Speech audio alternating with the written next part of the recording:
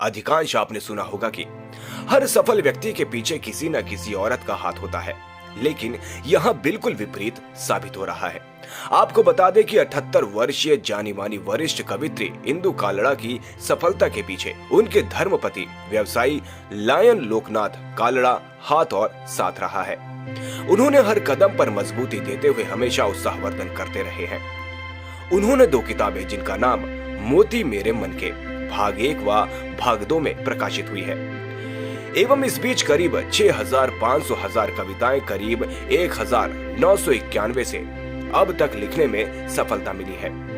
उन्होंने अपनी सफलता को स्वर्गीय परमानंद कालड़ा एवं सासू मां राम प्यारी कालड़ा और अपने पिता राम नारायण मेहंदी रता एवं माता विजय कुमारी मेहंदी रखना को समर्पित किया है। वरिष्ठ कवित्री इंदु कालड़ा पलवल की जानी मानी शख्सियत परमानंद कालड़ा परिवार की सबसे बड़ी बहू, 78 वर्षीय प्रमुख समाज सेविका एवं वरिष्ठ कवित्री इंदु कालड़ा काव्य धारा की ईश्वरीय संपदा के पैतृक गुणों से उत्प्रोत सात्विक प्रवृत्तियां, सरलता एवं शुभ भावना लेकर पैदा हुई। वो एक गृहिणी के साथ साथ कविता, संगीत व वाद्य यंत्रों में भी रुचि रखती है। उन्होंने बताया कि काव्य धारा के संकेत यूं तो बचपन से ही दृष्टिगोचर हो रहे थे, परंतु कविता की अनवरत धारा की ललक उन्हें 1999 से कारगिल युद्ध के दौरान करीब 25 वर्षों से देखने को मिली। ये सब देखते और सुनते ही सबको सुखद आश्चर्य हुआ। वैसे हर किसी के भावों को झकझोरने की शक्ति रखते हुए उनके गीतें, भजनें और कविताएं अधिकांश प्रेरणात्मक एवं बल प्रदायक रही है।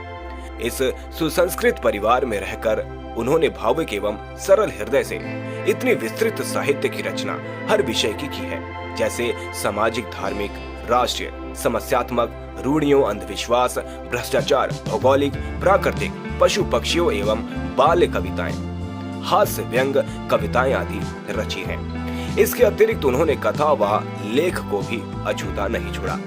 इंदु कालड़ा बताती हैं कि ये सभी संस्कार उन्हें उनके माता पिता से मिले हैं। उनके पिता राम नारायण मेहंदी स्वयं एक महान कवि थे, जो कुछ वर्षों पूर्ण ब्रह्मलीन हो गए। पलवल हरियाणा से ब्यूरो चीफ संतोष शर्मा की रिपोर्ट।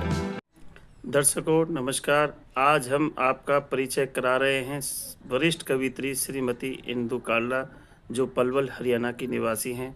वो 78 वर्षीय हैं और अपने जीवन में हजारों कविताएं वो समाज के हित में लिख चुकी हैं। आइए रूबरू कराते हैं उनसे, श्रीमती इंदु कालड़ा से। जी, आपने आपको ये प्रेरणा कहाँ से मिली और आपने कितनी कविताएं लिखी हैं? सबसे पहले तो मैं दर्शकों को नमस्कार करती हूँ कि मुझे आज बहुत खुशी है कि मुझे आपसे रूबरू होने का मौका मिल रहा है। तो जहाँ तक कविताओं का प्रश्न है, तो वो मुझे प्रेरणा बचपन से ही वैसे तो थी, पर ज़्यादा मुझे 1999 में जब वो शहीद हो रहे थे कारगिल में हमारे जवान, उन दिनों मैं प्रेरणा मिली कि हम लोग उनके लिए क्या कर सकते हैं। वो तो हमारे आराम के लिए, हमारे जीवन के लिए अपनी जान भी दे रहे हैं और हम कितने हेल्पलेस हैं, उनके लिए कुछ भी नहीं कर पा रहे। तो उन्हीं से प्रेरित होकर मेरी सबसे पहली जो कविता थी क्या मिला जी। और वैसे मैं अब तक 6,000 से भी ऊपर मेरी कविताएं हो गई हैं, सबके आशीर्वाद से। आपको प्रेरणा कहाँ से मिली? तो उन्हीं सैनिकों की कुर्बानियों को सुनकर मेरा दिल प्रेरित हो गया और मैंने तब फिर लिखना शुरू कर दिया। लगभग कितने वर्षों पहले? 1999 से जी। ठीक है। तो अभी आपकी क्या प्लानिंग चल रही है?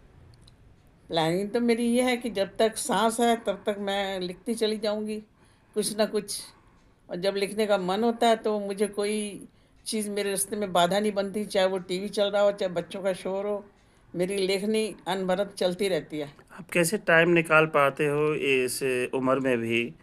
लोग अच्छे मतलब यंग अवस्था में इतना टाइम नहीं निकाल पाते। बस मन में लगन हो तो सब हो ही जाता है।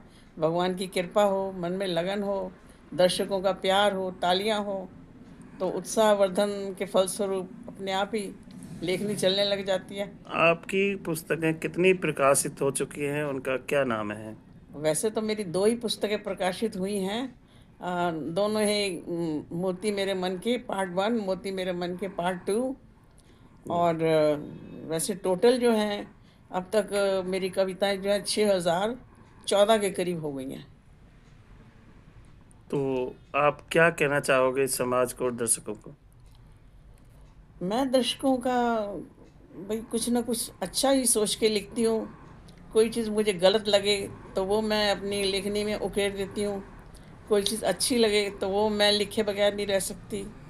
क्या बेटियां हों तो, बेटे हों तो, समाज की बुराइयां हों तो, अपना प्रकृति हो, त्योहार हो, कोई चीज़ मेरे लिखने से अछूती नहीं रही आज तक। मतलब इतनी सारी कविताओं में से आपकी कोई फेवरेट कविता आप हमें एक दो कली हमारे दर्शकों को सुना सकते हो?